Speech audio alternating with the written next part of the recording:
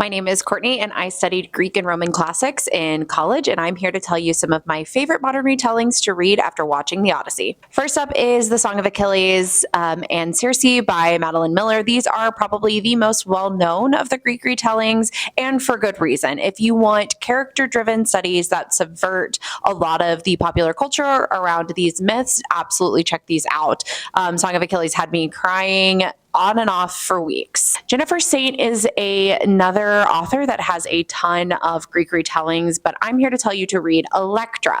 Elektra follows three of the lesser known characters of the Iliad and the Odyssey: Clytemnestra, Cassandra, and Elektra. All three of these women are cursed with generational cycles of bloodshed, and this novel goes deep into the tragedies that made them who they were. A Thousand Ships by Natalie Haynes is one of the truest retellings of the epic poems. However, this one puts the women at the center of the story. It follows all women throughout the Iliad and the Odyssey, not just the well-known ones like Penelope, all the way back to the three goddesses whose feud ignited the story as a whole.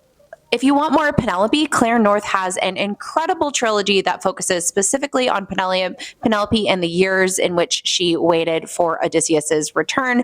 These are deeply character-driven, very detailed, that focus on one of the most well-known women in the story. Sweet Bitter Song is the sapphic version of Penelope's story. If you want a sapphic Song of Achilles about Penelope and her lady's maid, absolutely check out this emotionally devastating tale. Clytemnestra is often one of the most misrepresented women of the Odyssey and the Iliad, and Clytemnestra by Cassandra Custodi helps reclaim her story. After her tyrant husband sacrifices their child, Clytemnestra goes on a brutal quest for vengeance, and this story puts her front and center. And of course, we have to shout out I, Medusa by Ayanna Gray. While Medusa doesn't actually appear in the Odyssey, there is a lot of talk about Gorgons as a whole. We love the way that this story paints Medusa as a misunderstood victim rather than a villain,